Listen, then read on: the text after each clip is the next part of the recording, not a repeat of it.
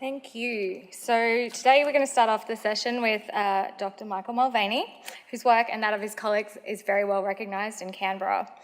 Michael is a retired government ecologist. His career was mainly spent providing advice into planning and development decisions. Red Hill is the centre of his universe, and for 40 years he's enjoyed spending at least a day a month caring for the hill. He's also a co-founder of the Nature Mapper wildlife recording platform, which has received 800,000 wildlife sightings, and also supervisor of several citizen science projects on gangangs, superb parrots, pollinators, fire orchids, rare plants, and small ant blue butterflies. Michael will share his journey as a scientist and community land carer, who in working with other land carers over decades has ecologically regenerated the Red Hill Nature Reserve. He will illustrate the value of locally led and locally based actions and show how these can be enhanced through collaboration with land managers and academics. Over to you.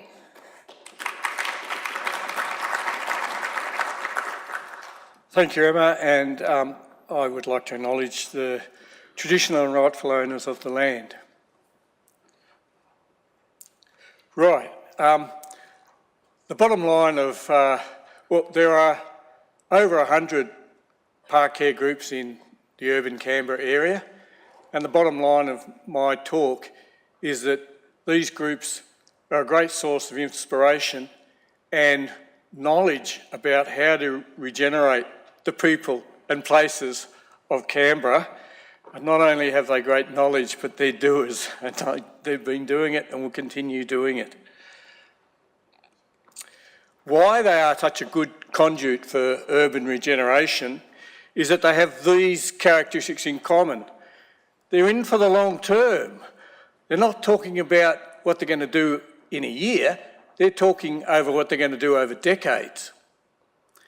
Just think about if you take any group of 20 to 100 Canberrians, the diversity of skills that you have in that group. So it is an amazing collection of people. They really know their patch. And they have all these communities all these connections to the communities, the tennis club, the clubs, the schools in their area. They are so grassroots that they can tell you all the grasses in their patches and what the roots look like. And look, they have a disdain for boundaries. So they're really good if you're looking for a whole of community approach. In these series of maps, the orange and red are areas that were dominated by weeds. The yellow is areas that are dominated by native grasses. And the green is areas where you've got native grass and a high diversity of native herbs. What is amazing about those maps is not only that they demonstrate a transformation of Red Hill, which for those interstaters is the hill you see every night on the news framing the Parliament House. But this is monitoring up here, it's representing 34 years, and we've used the same methods over all that time, which is something you rarely see in government. And you can really pass on quite a bit of information. What that looks like on the ground is that slopes that were once covered with thistles are now native vegetation. When we started, 20% of the hill had woody weeds. So every 5 steps you took on the hill, you'd hit a woody weed. That's now down to less than 2%, which means we've taken out hundreds of thousands of woody weeds. Now, if you're taking out that many weeds, there are repercussions that you mightn't quite think of. And one of them, we were taking out all these weeds and our members were noticing, oh, all those little birds' nests are in those prickly shrubs, and the finches were getting shelter within them. You know, are we actually doing more harm than good? So we mulled about that, and one of our members, Darren, put up his hand and said, I reckon I can do a master's thesis on this. So he did. So Darren went away, came back with the depressing answer that, yes, woody weeds add to the diversity of small birds, and that our removing those woody weeds devastated both the abundance and the diversity of the small woodland birds. Some of those birds came back after 6 years, but for some things like the finches, they never came back to what they were. So then we as a group had to think, well, what are we going to do? Are we just going to leave the woody weeds, or are we going to take them out?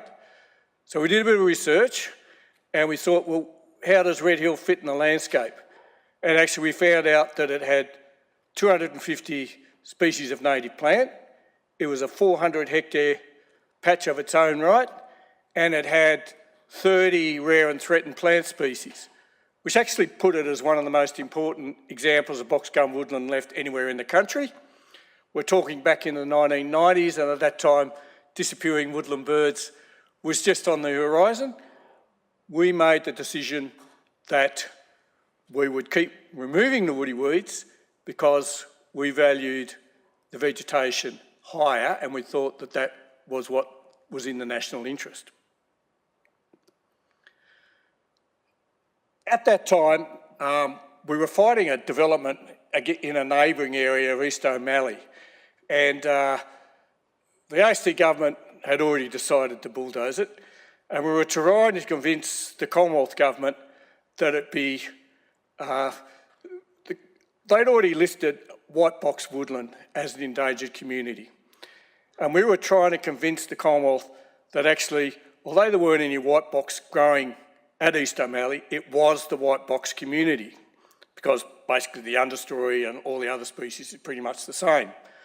The Commonwealth, in their wisdom, said, no, it's not, there aren't any white box, so bad luck, and it was bulldozed. But we just didn't take that lying down. We used that information we'd gathered about how important the Red Hill vegetation was to actually put together the nomination for yellow box Blakely's Red Gum Community as an endangered woodland, which took us quite a long time to get together, had a massive information, went to the Commonwealth, who in there, with their sense of dark humour that the Commonwealth is renowned for, decided that they would combine yellow box Blakely woodland with the white box woodland. So you then had the white box yellow box Blakely's Red Gum woodland listed as an endangered. Now that's had national repercussions, and that's come from a small group trying to answer questions for itself. These species all occur on Red Hill, and either their occurrence or their breeding occurrence is of national importance and has affected the management that occurs on Red Hill. But none of those species were in the government databases. None of those species were found by government workers or academics. They were all found by us. What a source of knowledge we are. In 2017, we were fighting another development, this one on Kent Street, and two of our members, Jenny and Jackie, noticed this site, this mother gang feeding the baby, and we said, oh, how important are gang nests? Gangs weren't listed as endangered then. So we went away and found out that actually at that time there was only one other known gang nest in the whole of Australia. And we said, beauty, stop the development, which it did, along with a few other things. But then we got thinking, geez, we've taken out all those woody weeds and we know that gangs eat them. Have we stuffed up their habitat? And also we were worried that they'd come back and say, look, nesting trees aren't that rare, it's just that people haven't been looking for them. So we got amongst ourselves and thought, well, how are we going to answer those questions? So what we did, we asked people right across Australia to send us images via the Nature Mapper and the iNaturalist platforms whenever they saw a gang eating anything and whenever they saw a gang looking into a hollow. We got back 16,400 gang feeding events and about 2,000 images of gangs around hollows. We then divided the people who'd given us information up into groups so that they could start watching some of the hollows. 7 years later, most of what's known about gang diet and gang nesting ecology has been derived from our group. And that's Australia-wide, not just in the ACT. And we're now up to about 120 nests, and they're either the purple dots or the red dots, and the other dots are all the other images of gangs looking into hollows that we looked at. Unfortunately, as our friend Leon alluded to this morning, the gang's stuffed by climate change. Bloody Albo and his Labor government, they just fiddling while the planet's burning and the gang's hurtling towards extinction. I get angry, but we've talked about working collaboratively, so that's approach I think we do need to take for climate change. The value of working collaboratively has been driven home to our group in many occasions. Firstly, there was an academic, Janet Gardner, who was working at ANU, and she'd mapped all the there were 12 family groups of speckled warbler, which is now a threatened bird on Red Hill. In 2002, a fire took out 75% of the hill, and we'd been keeping an eye on the speckled warblers and we just couldn't see them. And then one of our members said they had one in their backyard. So then we went knocking on the doors, and fair enough, most of the birds were in surrounding gardens. So we could pat the gardeners on the back and say, oh, great. But also we had a campaign of persuading people to put that prickly blackthorn into their garden. So if you have a house that adjoins Red Hill, chances are you'll have one of these either in your garden or your neighbours. And yeah, look, we've really taken seriously that connection that we have with the community, because all of our members are involved with 5 or 6 other things in the local area. And yeah, we have a lot of walks and encouragement of neighbours, and it's really good to actually get the pat back on the back when people say, oh, I really love the job you're doing. We try to get them to join us, but even if they don't, just knowing that they're there patting us on the back is a good thing. Actually, our group has projects with 11 schools and 13 community groups, and those projects could just be a walk and talk, but generally they involve things like building nest boxes or Indian miner traps, or coming and helping us weed or plant on Red Hill, or planting their school grounds with the appropriate plants, and some of those rare plants, some of those rare species, like some of the butterflies like to eat particular plants, so some of the school kids get buzzed by that. In this diagram I should explain the purple circles are the school, and the green dots are the green squares, I should say, are the community groups that we work with. And then the little red circles are sister groups that have budded off from us. So we've helped them get started, lent them tools, done combined work, helped with working a vision. And so there's 8 of those in our community that have come from us, and which are spawning their own groups. One of them, that up the top corner up there, it used to go by the name of La Perouse Park, and it was fairly, it was a bit of a wasteland. People would take a shortcut across it. That was basically it. The local residents have proudly renamed it Griffin Woodland, and it's now a really high quality woodland. But not only that, it's a venue for barbecues and parties, and there's this great community spirit and well-being of a shared joy in this place. And there are threatened species in that patch that they've discovered or planted. Look, I want to end with a positive thought. So this actually is in Belconnen, and it's Rennie Place, and you can see up the top, it was I regard it as a mown wasteland of green grass. 5 years ago, people started planting in it, another land care group. How many native species do you think have been recorded in this patch now that it's been planted out? Anybody want to have a guess? Yes? 60. Oh, you're hopeless, Andrew, you're hopeless, joke. 10 times what Andrew said. He was out by a scale, 641. Now, Andrew, here's another one for you.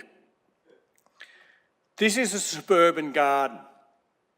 It's in the middle of Mackellar. She's got a great structure in that she's got tall trees, tall shrubs, small shrubs, ground cover. She's got a mixture, she's got a very high diversity. It's a mixture of exotic and natives, but it's a high diversity.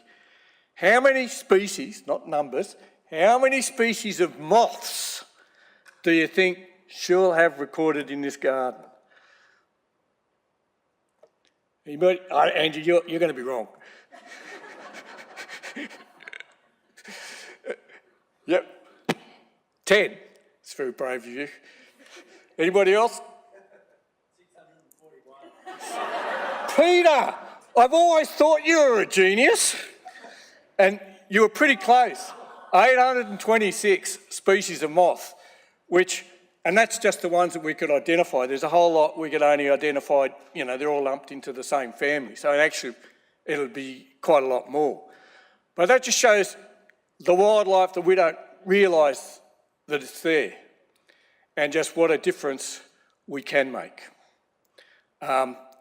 Look, as Emma said, I used to have a job with a lot of you guys in the ACT government, and it used to frustrate the crap out of me, not you, but that I only had traction when I was arguing for the environment at its present state. I couldn't argue, this is a degraded paddock now, but in 10 years' time it could be this. So I'm really glad that the Planning Institute is getting behind regenerating urban, because if we look after our place, as Mary said, we're going to be looking after ourselves. Thank you. I'm going to pass to Andy Lowes, who's just left the role of chair of the Upper Murrumbidgee Catchment Network, and who we understand is just about to join the Australian Water Trust. Andy has spent 10 years working to deliver water for the environment in the Southern Murray-Darling Basin with the Murray-Darling Basin Authority and Commonwealth Environmental Water Holder. His focus is on recovering waterways through improved flows and catchment management and strengthening engagement across stakeholder groups. He'll share how the collective efforts of community, science and government have secured an investment of $55 million to improve the health of the river. Thank you, Andy.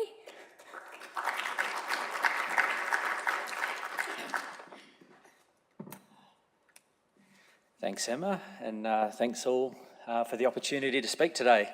I'd like to acknowledge country as well and pay respect to elders past, present and future of the traditional custodians of the land, and recognise their long-standing and continued connection to the lands and waters that we live on, work on, play on and look to care for as a group. So thank you. My name is Andy Lowes. I am changing roles at the moment, so technically tomorrow, for the first time since I was 15, I will be unemployed and then employed again on Thursday with Water Trust Australia. But I was chair of the Upper Murrumbidgee Catchment Network, and as part of that role, I was also the community representative on the ACT and Region Catchment Management Coordinating Group. I've also worked for the Australian River Restoration Centre for the past 3.5 years, and a lot of their work I'm going to present today as well. And I recognise the work I'm going to present has been through a huge range of people. It's not just me standing up here. There's at least 40 to 100 people that sit behind a lot of the work that's up here. I'm Canberra born and raised, and I love Canberra, especially the south side where I live, but grew up, in the rivers around the region and love swimming, fishing, yabbying. That's me about to jump off the rock with that goofy look on my face. my brother just behind me, my sister hanging out in the water, and my cousin over from Adelaide. And cousins had come over, so we said, hey, let's jump in the water. We're always down at Pine Island, Tharwa, Point Hart, Gundjerbee, Nace. Just loved getting in the rivers, Queanbeyan River as well. And that's where my connection, I think, to rivers came from an early age. I then went on to study environmental science at the University of Canberra before starting those Commonwealth roles that Emma outlined before with the Murray-Darling Basin Authority and Commonwealth Environmental Water Holder, delivering what's called water for the environment, so water that is set aside in our dams to care for the rivers that run through our cities, towns, environment, communities. And so much of that work was focused in what's called the Southern Murray-Darling Basin. So when I say Southern Murray-Darling Basin, it's these major river systems and tributaries, the Goulburn River in Victoria, the Murray, the Murrumbidgee, the Darling Barker flowing in there at Wentworth, delivering water for the environment to protect these rivers and care for them within those systems themselves, but right through to the Murray mouth. And I put this map up to just remind everyone that the ACT is within the Murray-Darling Basin.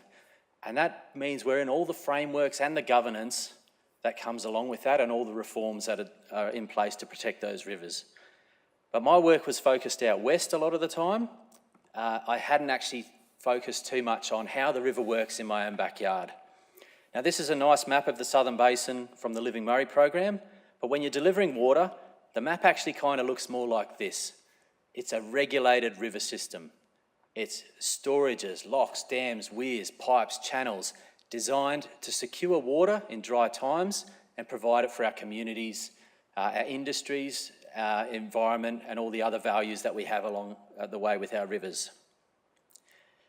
But again, I guess my focus was out west and not on this complex part of the system up the top here. The interaction of the upper Murrumbidgee River and how that interacts with the Snowy Hydro scheme, but is also still a piece of the puzzle in the Southern Murray-Darling Basin. What drew my attention and a lot of attention, from a lot of others, and this was mentioned by Karen, was this scene in 2019 that, you can see the smoke in the background. That's from those fires we had down the coast. We hadn't yet had that Namadgi National Park fire start just yet. But this is the Murrumbidgee River at Tharwa, where it ceased to flow. And my brother jumped up on the bridge and snapped this photo. He sort of loves rivers as much as I do, he just doesn't do it for a living. But I'm really glad he took this photo because we've been able to use this photo to take us back to that point in time where a lot of people said, hang on a sec, what's happening with this river? How do we manage, from what we're doing everywhere else in the Southern Murray-Darling Basin, how can this happen up here? At the time I was penning a bit of an article and that got published by the Australian River Restoration Centre, and it was a letter to Canberrans from the Murrumbidgee River. And it was a letter to try and capture a point in time, highlight the values that this river has provided for tens of thousands of years, but also a call to action for people to get engaged with the river and to help protect it. You'll notice in addition to the dry riverbed I just showed, the bushfire runoff in these three photos down the bottom right here. That was the colour of the water that was coming off the catchment after the fires. So this river just got flogged in a really quick time.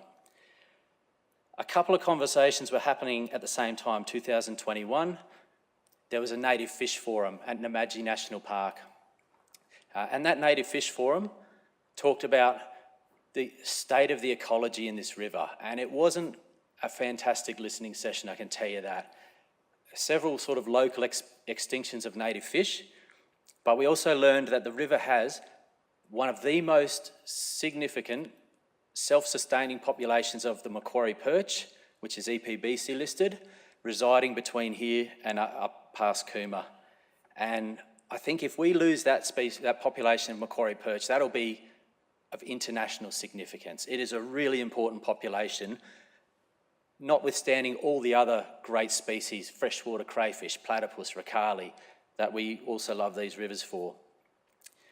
The second forum in 2022 was the Water Quality Security Forum held by the Upper Murrumbidgee Catchment Network, where we learned that the quality and quantity of this river, the water, was becoming more unreliable and more susceptible to bacterial outbreaks and closure. We also learned this is the third source of critical water for the ACT. It's a critical supply for the township of Cooma. This is one of our sources of water for our urban environments. And so the question was, next time we hit a dry patch, will it be there for us to use, and will it be of the sufficient quality that we can actually treat it and use it? We also learned the water governance in this part of the world is extremely complex and complicated, but I'll get to that in a second. This is where everybody sort of started to come together. Academics, professionals, experts, traditional custodians, community members, land care groups, government agencies, water experts came together to create this website called The Forgotten River. And it was called The Forgotten River because it was stuck in time. It is stuck in those rules in 2002 that were set then and haven't been reviewed since. Now, this website allowed us to provide information about what are the impacts, what are the implications for the current water management arrangements for biodiversity, water quality, cultural connection, recreational use, and legislation as well. But in addition to providing the information, it also gave folks an avenue to have their voice as well. So we provided this avenue and a pathway to say, now that you've learned about all this, get in touch with your local politicians. And people did, through a whole range of channels. And it was really successful, as Max has alluded to. The timing was just worked really well. They were updating the Federal Water Act, and at that time they were able to secure $55 million for this part of the river to do 4 key things. 1, try and repair the catchment. We need both. We need a healthy catchment and a good, reliable source of water. On-ground science and monitoring, a drought contingency reserve, so if we do get into those dry times again, there's a reserve there where we can pay for water to be delivered, and importantly, $5 million to review the rules set in place in 2002. Now, I'm not expecting you to read all this, but I'm saying, in addition to the Forgotten River website, this is the Commonwealth Government's website. It outlines this $55 million program of work, so it's a really handy one to go and check out. As this was being announced, a survey was happening of the community. And I'm just going to share 2 questions and results with you at the moment. The first one was, how much of the headwaters of this river system do you think are regulated? And surprisingly, most people hadn't correctly guessed that it's over 90% of the headwaters of the Murrumbidgee are regulated and diverted away from the river. So about 30% of folks correctly guessed that it's between 90 to 99% of the headwaters are diverted away in this catchment, and I haven't yet met anybody who thinks that's a sustainable amount of diversion away from a river system if you want that river to be functioning in a healthy manner. The second part is the review of the governance, and this is where this document that Karen mentioned earlier, the SWIOID, the Snowy Water Inquiry Outcomes Implementation Deed. It's about 60 pages long, but this is what people are talking about when they're talking about the SWIOID. In addition to energy and revenue, what would you like to see considered in the management of the Upper Murrumbidgee River? And not surprisingly, people agreed with, or strongly agreed with, a whole range of values that we've heard about what rivers provide.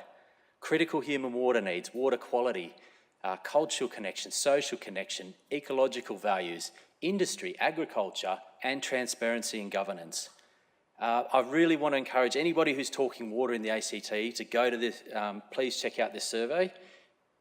It is on the Forgotten River website under that community voice section at the top there. But it's over 1,000 respondents and it's qualitative and quantitative data. It's a really handy resource to have to hear from the community about what they want to see included in the management of not just this river, but I think the waterways of the region. Now, upcoming activities. So that's the journey of how we got to this announcement. We've got the on-ground work starting to happen to start to fix the catchment. We've got the science and monitoring program about to start rolling out. We've got a drought contingency framework coming into place.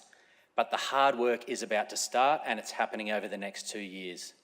And so I'm just going to quickly step through these next few things that need to be on people's radars if you're talking about water and water management for the region. The first is a new national water agreement, which is an agreement that all the states and territories sign up to about how we're going to manage our waterways. Now that's renewing the old National Water Initiative, which was a 2004 agreement. I mentioned the drought operating framework, which is really significant. That's about having water for the territory and the towns in a crisis time. An ACT New South Wales water trading framework. How do we move water into the ACT when we need it? What if the ACT has to supply out to New South Wales, Queanbeyan, Murray-Bateman? Keep an eye on this trading framework. It started in 1 July this year and will be implemented over the next 2 years. The Basin Plan Review, Murray-Darling Basin Plan Review next year. But the key one, the Snowy Water Inquiry Outcomes Implementation Deed, this document here, is about to be reviewed over the next sort of 12 to 18 months. And this is really important. We're talking about setting this river up for generations. I think this is the most significant conversation about water management in our region, probably since this originally happened in 2002, and probably the only chance we're going to get for a while after that. And the reason this needs to happen over the next 12-ish sort of months is because the Snowy Water licence is then set for review in 2027, and that's only done every 10 years. So this is the next chance to inform that process. So please keep an eye out on this. I do encourage people, don't try and tackle water questions on your own. It's complex, it's complicated, it's messy, there's an infinite amount to know about it. Please get in touch with people and just call people and say, how does this work? Because it's an infinite land of technical and, a wide range of information. Back on that new National Water Agreement, and this is my second last slide. The new National Water Agreement, if you go to the website, it has this little summary about what it's going to try and achieve. Sustainable water planning in a changing climate with stronger connections to First Nations while maintaining current access arrangements in place, flexible management, adaptable, whilst ensuring secure and existing entitlement rights as well. Now this, I think, goes back to the conversations around collaborative and deliberative decision-making processes. I think they're going to be the way that we're going to have to tackle this stuff, because you can already see some of the tensions arising in trying to meet all of these needs under a changing, a warming climate and a more extreme climate. I finish with this last slide of just some of the values. I've by no means captured them all, but it's a nice one I like to finish on, just to remind us of what the river provides us up here in this part of the world. Thank you very much. Now we're going to go to Catherine Kiernan, who brings an extensive resume and background in understanding regenerative practices. Catherine is a fellow of the Australian Institute of Landscape Architects and is a registered landscape architect. Based in the ACT, Catherine's diverse career has included working for private sector, 2 terms on the ACT Heritage Council, working for Defence Housing Agency and the ACT Government's planning and climate change teams. Catherine is also a local farmer and has had leadership roles in Landcare ACT and is now Secretary for the ACT Rural Landholders Association. Catherine will challenge built environment professionals to take a systemic approach to regenerative urbanism. We have much to learn from her today. Thanks, Catherine.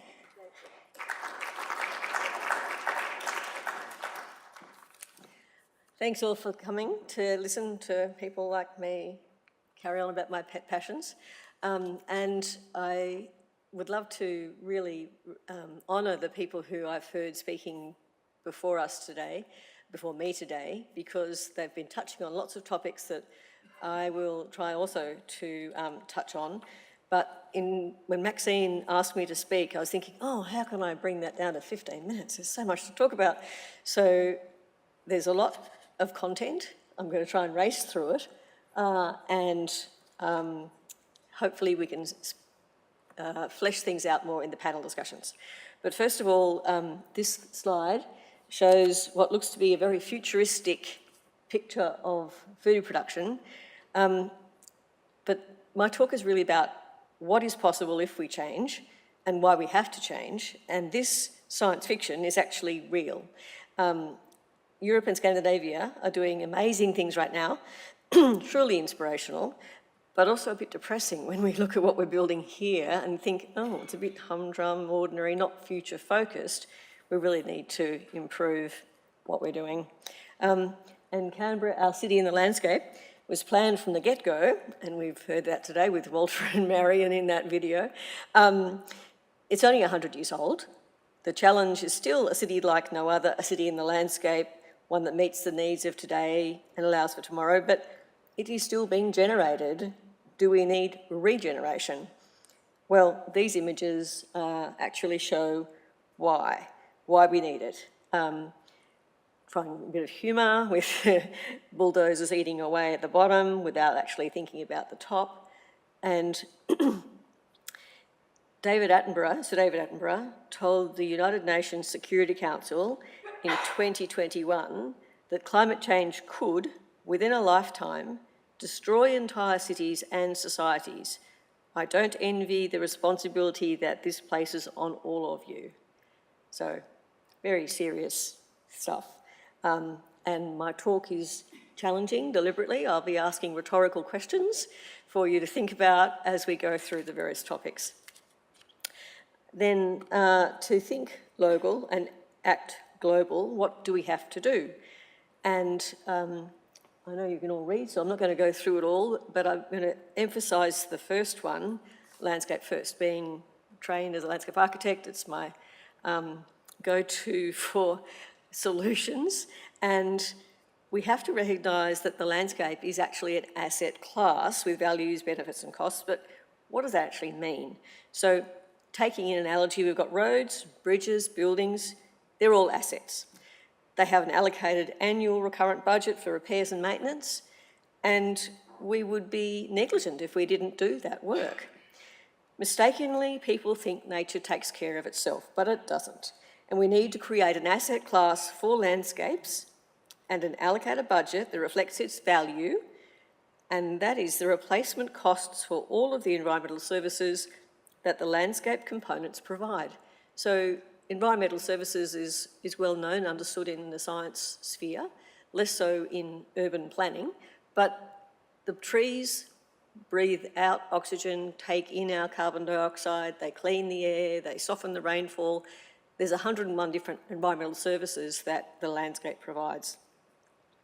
And we need to invest in, meaning understanding the asset types and put in effort to make it work, to allow the landscape to be more pleasant year-round for us all to live in and work in and recreate in.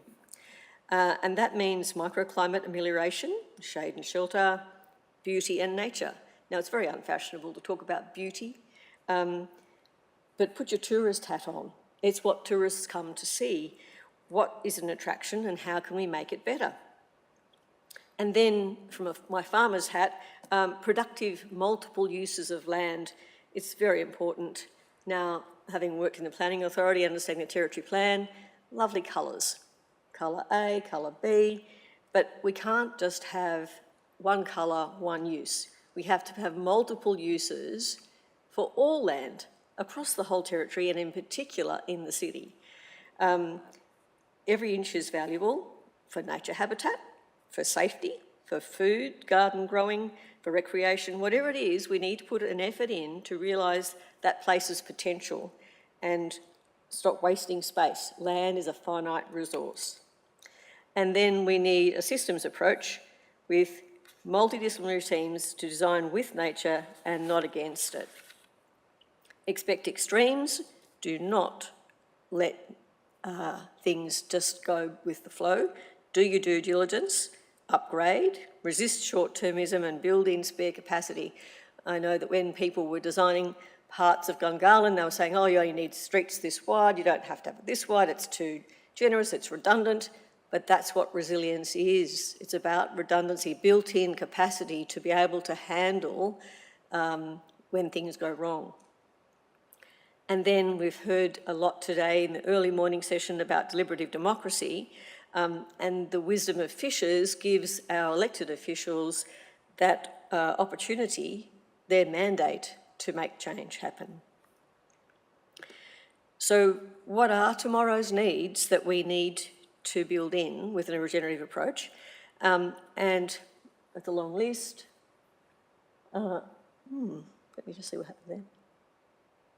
Oh, yep, that's it. But what we have to do is really focus on the important things and where we can actually make a difference and what is missing. are safety and water and food. Now, we've just heard about water. Guess how much water is allocated for agriculture in the ACT? None. Where do we get our food? Well, we haven't got an agricultural policy in the ACT. We need one. We need to be able to produce some food here for ourselves.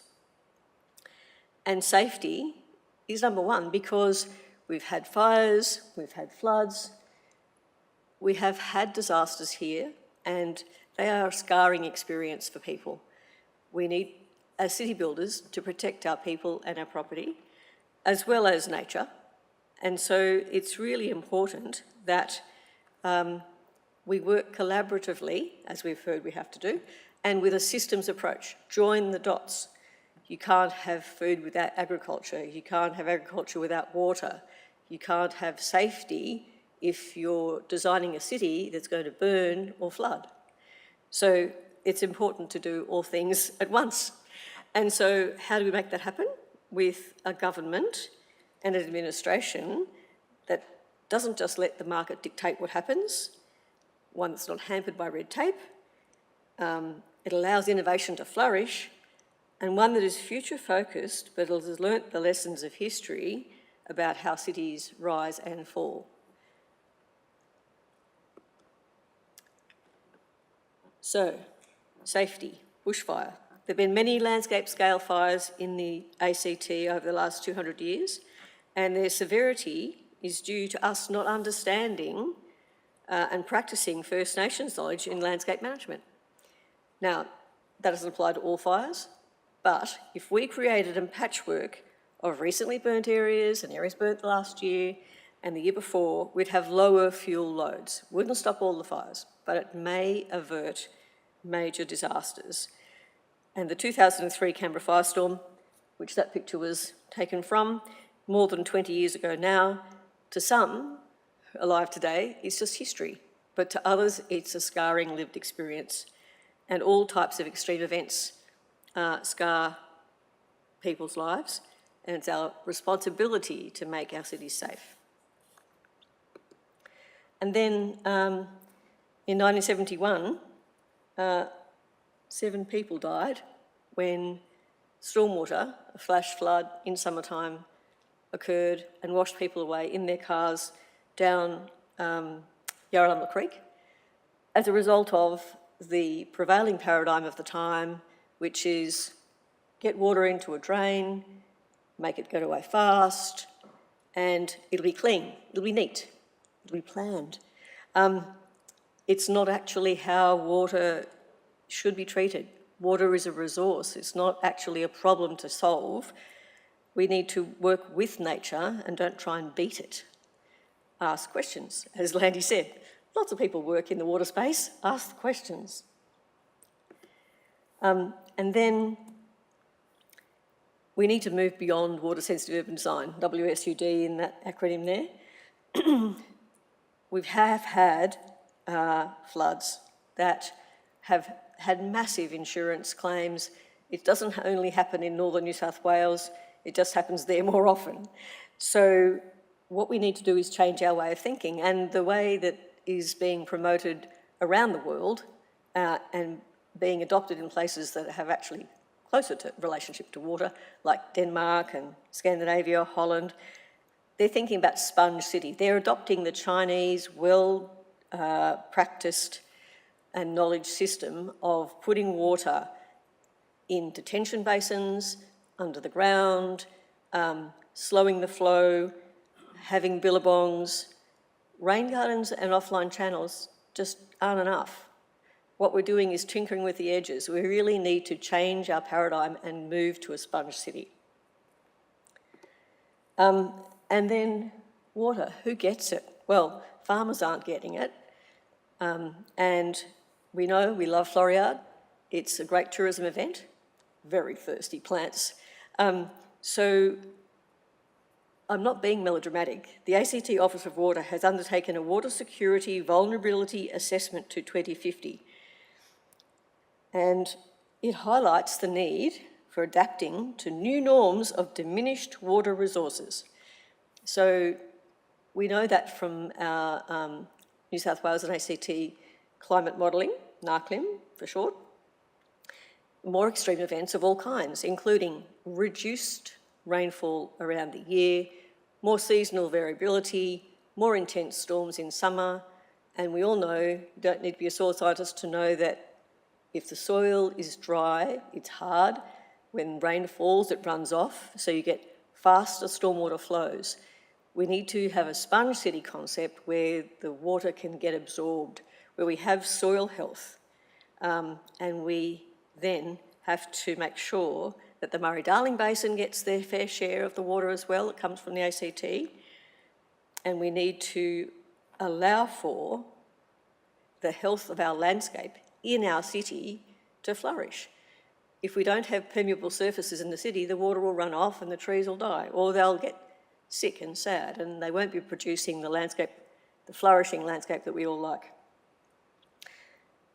Now, I've mentioned that we don't have water for growing food here,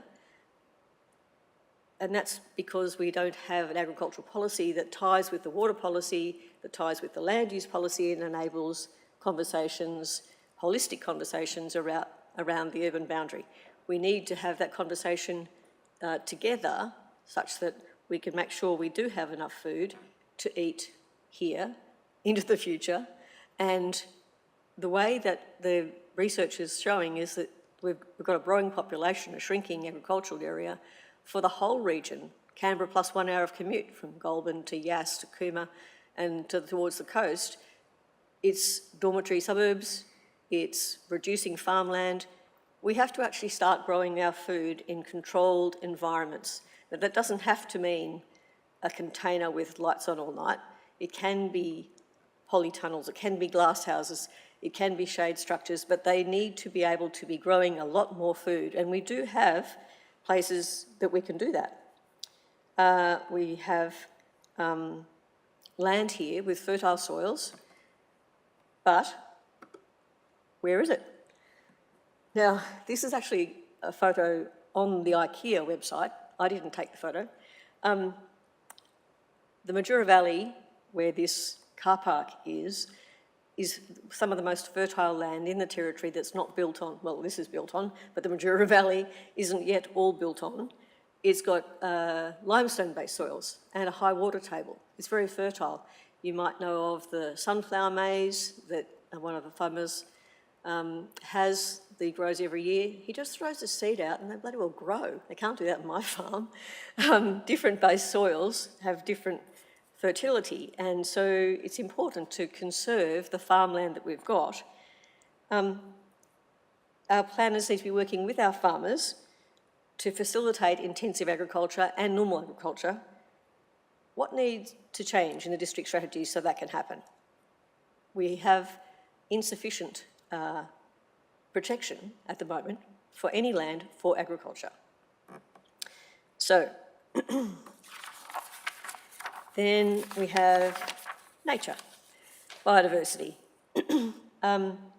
And this is obviously a golf course, and we all love seeing kangaroos, but they do eat you out of house and home if you've got a farm. And many native creatures benefit from the human landscape, the urban landscape, and we are the bush capital, which is great. But what we have to do is actually understand what we are building, what we are managing, who we're managing it for, and then actually do the active management. Others have spoken, like Malcolm, about biodiversity. I'm not going to go on about it, but it's part of the nature network is key to having a healthy bush capital, and that's healthy nature reserves and on-farm bush and nature within the city, from the mountains through the plains, and keep going as a connected system, a nature network.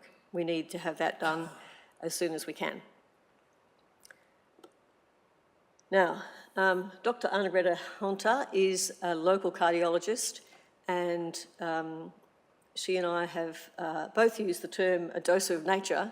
It's well understood as being critical to humans' well-being, and getting out, going for a bushwalk, just even a play in the garden with the plants that you have at hand makes you feel better, calms you down. There is a physiological response.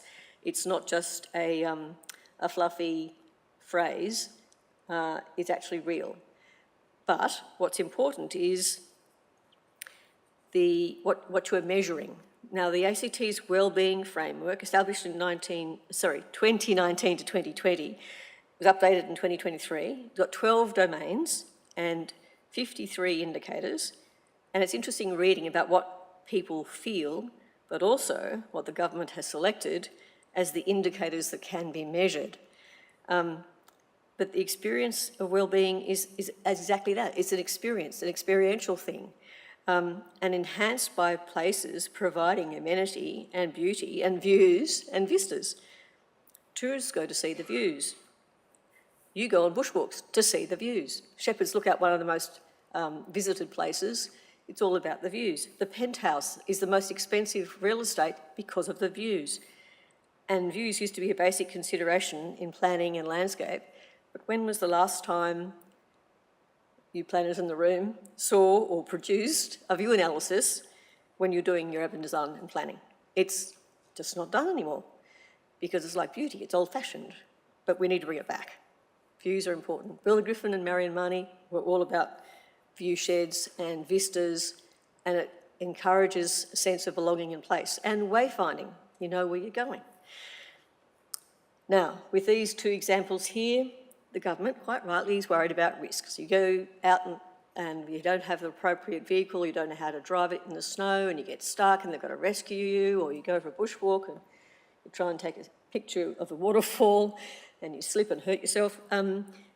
It's very real, the risks are real, but as a result, we've got a closing of opportunity to get out in nature. We're not sufficiently empowering people to offer opportunities. Where can you go glamping in the ACT? Where can you go and experience, apart from a golf course, kangaroos and kookaburras at dawn? We need to be able to open up those opportunities for ecotourism, celebrate the city in the landscape that we are. And then this is a photograph of a place in Germany, quite famous street called Heerstrasse in Bonn, and nominated as one of the top 10 streets in the world. Now, it might only be top 10 for a month of the year with these blossoms, but it certainly is spectacular. And what materiality means is what cities are made of. It's a jargon speak for the things we put in the cities. It's the materials, the fabric of the place. And what a place looks like really matters. It matters in lots of ways. And having high quality and well-maintained public realm increases city prosperity through business turnover, land tourism, and apart from the obvious public health outcomes of going for a walk in a nice place rather than a grotty alleyway, that the well-being is actually tangible. If people live in lovely environments and they get out and they use it, they are healthier. Reduced health budget. And I think the other thing about materiality is that it increases civic pride. If you lived in that street, you'd be happy to go and show your neighbours, but if you lived in a dingy old lane, you wouldn't be. So it really does encourage a sense of belonging to place, and that encourages well-being, and civic pride then engenders people to get out and into nature and do land care work and be involved. So it's got multiple flow-on effects. This is another example of materiality, and the Bosco, the one on the lower side, is a very famous tower block in Milan. In Italy, place where they've got cities like Rome where there's hardly any trees and lots of heat. The sister city, Milan, has gone all out and they've got plants all over their buildings and it's world famous. It's now a tourism hotspot, as is this little laneway in Spain where they've got grapevines growing up the walls and over the top, and they don't have a city heat problem. They've got lovely shade and it's a photographer's delight. So materiality matters. Canberra was on the limestone plains, but But the vegetation we have today, courtesy of our forefathers, it makes us the city we enjoy. And a lovely anecdote that I heard from an old gent who was living in Yarralumla, attending the community meeting, he stood up and said, "Don't be afraid of change. When I moved in, the suburb was new, just rows of houses and streets and paddocks, windswept, no trees, no lake. Now, Yarralumla is one of the most sought after suburbs because of the trees, and investment in the landscape has been most beneficial for all of the people in our city. And generally, a generalisation, cities that are good to live in are rich in vegetation. Cities that invest in plants win in many ways. They have a better climate, microclimate, they have more tourism, more revenue, and Singapore is the poster child for this. A city that's so tiny with so little natural attributes, and they have invested. They actually came to Canberra, the people who are now in charge of the parks there in Singapore, and said, "What are you doing? I came here 20 years ago and it was great. Now what are you doing?" And they've got butterfly farms and butterfly, like an aviary, but for butterflies, in amongst all of their tropical orchids and palms. They are making huge inroads with limited assets. We've got so many assets, we just need to use them better. And land, as I said, is precious. We've got to care for it. And that means everybody, not just relying on the government to do it, get out and do it yourself. And top lessons from other capitals is don't waste your space. In France, they mandate, if you've got a building over a certain square meterage, you've got to put gardens on your roof. And so, and in other places, in even North America, they're putting supermarkets with food growing on top of their roofs, and they just take it down the lift and then they sell it. So there's lots of innovations and ways to do things. We don't have to reinvent the wheel. We can look at the lessons from other places. But the focus areas to achieve an ideal city from where we are today for regenerative urbanism is our ecological footprint is one of the highest per capita on the planet, with our land, our energy, our water use, and it's not sustainable, and it's not someone else's problem. It's the choices we make in our homes in particular, where people from overseas are amazed. They say, why are houses not being better built for this climate? It's hot inside when it's hot outside, you need air conditioning. Well, they don't have that problem elsewhere. They build, and we've heard, as mentioned earlier today, about the fact that the housing push means that they're going to not require the standards for housing to be better. Well, with bushfire risks, flood inundation risks, climate extreme events, we do need to make our houses better. And then design with human scale in mind. Skyscrapers make cold canyons, and suburban sprawl isolates people, particularly the young and the old, who can't get around other than walking. So the missing middle, particularly medium density around centres, is actually the way to go. So good on you for those who've been pushing that particular agenda. And I guess the thing is that in Canberra we have a particular town planning model of the new towns with their centres. Great model, just need to implement it. Implement the principles that go with the new town of activating the centres. And reverse the food desert. Edible plants everywhere. Back when I was being a junior landscape architect, I'd plant fruit trees and nut trees as street trees. But oh no, can't have that. You might walk the fruit into the carpet. Oh, I don't have to pick a fruit off the pavement. Oh dear, the kids will throw it at me. There were any number of complaints about having fruit trees as street trees. We have to get over that neatness story and actually you understand where our food comes from and grow food. It's very easy to do.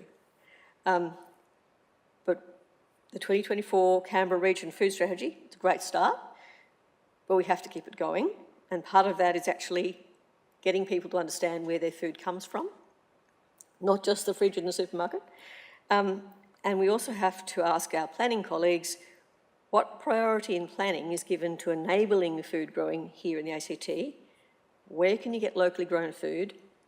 But the more important question, what is stopping food being grown here? and I'm sure we can find the answers. Lastly, caring for country. Thank you, Mary, for your contributions. And as a landscape architect, caring for country is everything about what I do. And let's not lose our landscape by ignoring its needs. Make it more resilient, look after it, and don't expect someone else to do it. Get out there, start with weeding the African lovegrass from your own front yard. Thank you.